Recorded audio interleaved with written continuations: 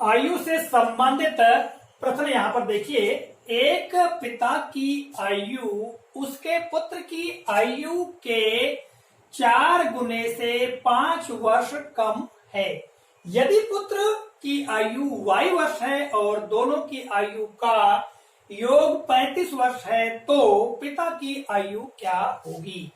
इस तरह के प्रश्न प्रतियोगिता परीक्षाओं में पूछे जाते हैं और विद्यार्थियों का हाल ही में सेस अर्थात स्टेट एजुकेशन अचीवमेंट सर्वे होने जा रहा है। तो इस एग्जाम में भी इस तरह के प्रश्न कक्षा 9 के विद्यार्थियों के लिए पूछे जा सकते हैं। तो आइए पूरी प्रक्रिया को जानते हैं और जानते हैं कि आयु से संबंधित प्रश्नों को समीकरण तैयार करके किस तरह से हल किया जाता है, सारी प्रक्रिया को समझेंगे।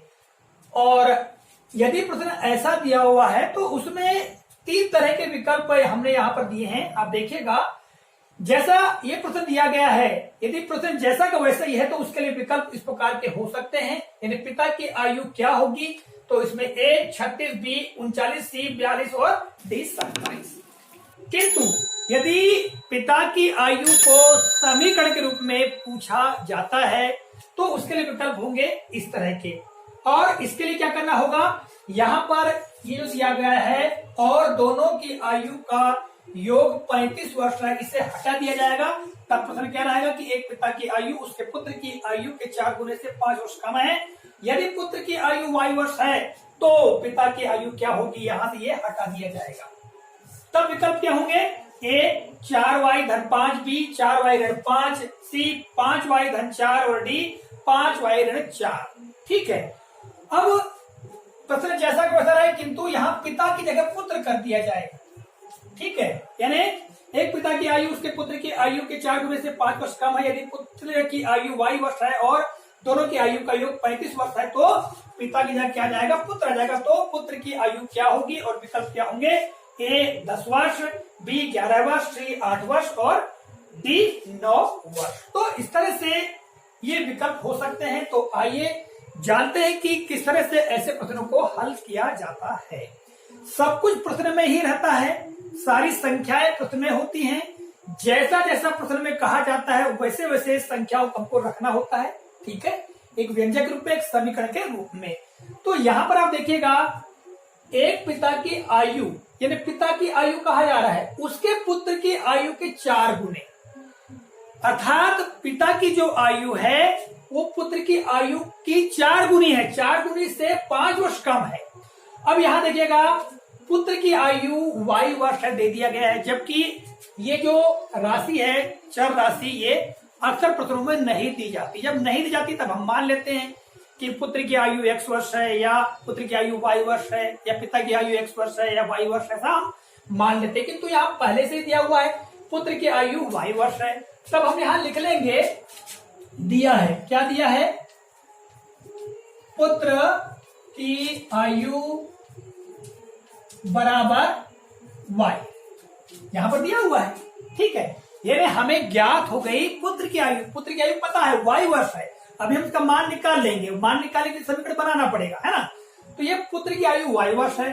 अब आगे कह रहा है कि इस y वर्ष यानी पुत्र की आयु से पिता की आयु 4 गुना से 5 कम। गुना का मतलब गुणा, यानी हम y में गुणा कर देंगे। जैसा प्रश्न कह रहा है कि पुत्र की आयु के 4 गुना यानी y का, पुत्र की आयु हमने क्या मान लिया, y वर्ष मान लिया, तो y का 4 गुना क्या हो जाएगा, या तो हम y में 4 का गुणा कर देंगे, किंतु इसको ऐसा नहीं लिख करके गणित में हम ऐसा लिखते हैं 4y लिख देते हैं। इसका मतलब 4 और y का गुणा है, यानी y का 4 गुना।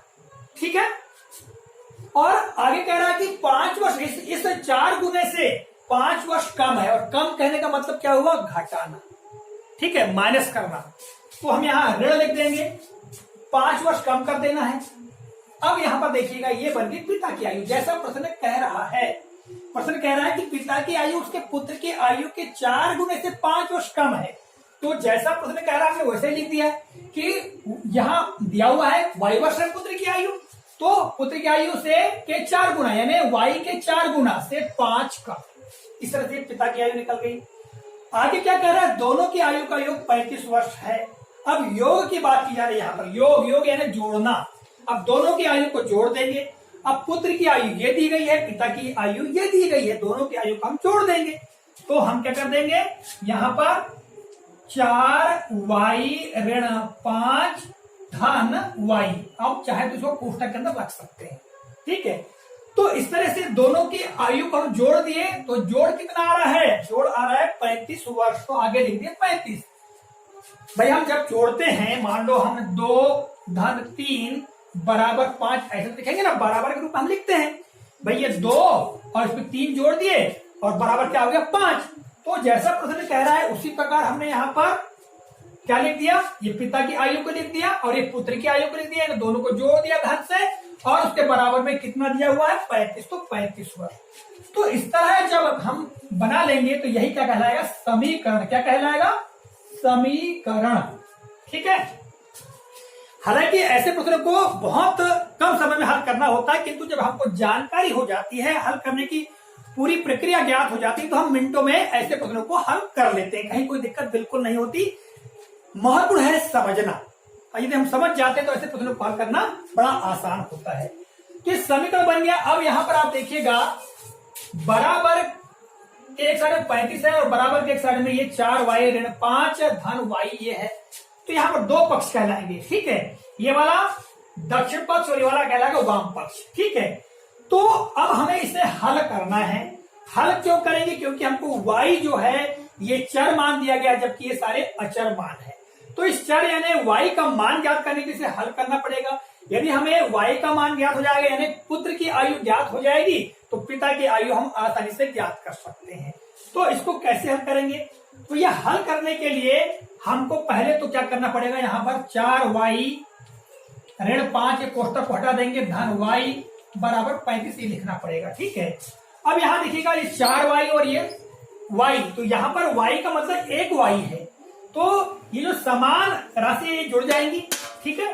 तो यहाँ पर 4y और एक y कितना हो जाएगा 5y, क्या हो जाएगा 5y, और ये ऋण क्यों का क्यों रहेगा, ठीक है, ऋण 5।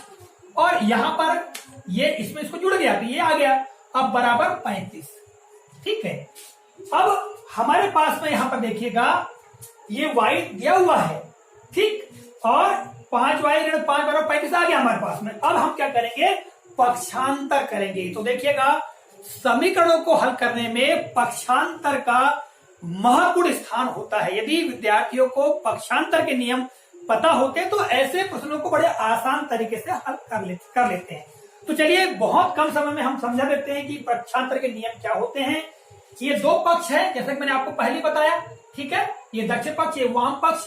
तो यहाँ की जो राशि, यहाँ पर दो राशियां दी गई है, ठीक है, और ये राशि इसका घटाने के रूप में है, ठीक। तो इसका यदि हम इधर पक्षांतर करते हैं तो यहाँ पर घटाने के रूप में है, तो ये जो संख्या इधर जोड़ के रूप में चली जाती है। और यदि ये मान लो यहाँ धन के रूप में होती तब ये इधर ऋण के रूप में चली जाती, ठीक है। तो यहाँ पर क्या दिया हुआ है, ये दिया हुआ है ऋण के रूप में। तो हम पहले इसका पक्षांतर करेंगे। पक्षांतर का मतलब पक्ष का अंतर, पक्ष बदलना। हम यहाँ पर पक्ष को बदल देंगे। तो अब यहाँ पर हम लिखेंगे 5y, अब इसी से बराबर, क्योंकि ये तो इधर जाने वाला है, ये बराबर, और ये लिखेंगे 35। अब ये इधर जाएगा तो इधर काय के रूप में चल जाएगा, जोड़ के रूप में, यानी ये धन का क्या हो जाएगा, ऋण का क्या हो जाएगा, धन हो जाएगा, और ये लिख देंगे 5। यानी ये वाला जो 5 है ऋण 5 जो धन के रूप में, यहाँ धन 5 आ गया। अब इसको हम जोड़ देंगे, भाई जोड़ भी सकते हैं आसानी से। तो 5y बराबर 35 और धन 5 क्या हो जाएगा 40, ठीक है। अब यहाँ पर आप दूसरा नियम समझिए, फिर यहाँ पर पक्षांतर करना पड़ेगा। क्यों करना पड़ेगा पक्षांतर, क्योंकि 5 के साथ में y काय के रूप में है, गुणा के रूप में। जैसे कि हमने यहाँ बताया था 4y अर्थात 4 और y का गुणा है। तो जब कोई दो संख्याएं आपस में गुणा के रूप में होती हैं और उनका पक्षांतर करना होता है तो दूसरे पक्ष में वो भाग के रूप में चली जाती है। क्योंकि यहाँ पर गुणा के रूप में है, इसलिए इस पक्ष में भाग के रूप में जो अचर मान है वो चला जाएगा, ठीक है। और इसके साथ भाग के रूप में है, मान लो यहाँ पर ऐसा होता 5/y बराबर 40 होता, तब ये जो y है ये गुणा के रूप में इधर चले जाता, ठीक है। किंतु यहाँ पर गुणा के रूप में है तो ये काय के रूप में चले जाएगा, भाग के रूप में।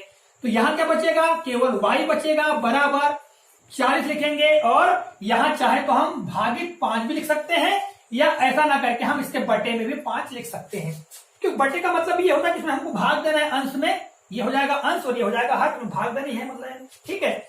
आगे हम यहां हल करते हैं, तो हमारे पास क्या आ गया भैया 5, हमारे पास क्या आ गया y बराबर 40/5, ठीक है। अब आप 40 में 5 का भाग दे दीजिएगा, तो 5 अट्ठे 40 हो जाएगा, यानी हम 40 में 5 का भाग देंगे तो 5 अट्ठे 40, यानी कितने बार गया 8 बार। तो आप देखिएगा अब हमारे पास y का मान ज्ञात हो गया, यानी 8, यानी जो पुत्र की आयु है वो क्या आ गई 8 वर्ष आ गई। यदि पुत्र की आयु पूछी जाती है और विकल्प ये दिए गए होते हैं तो हमारा सी विकल्प सही होगा, ठीक है। अब पूछ रहा है पिता की आयु, तो पिता की आयु हमने समीकरण रूप में क्या माना था, ये 4y ऋण 5 ये माना था हमने।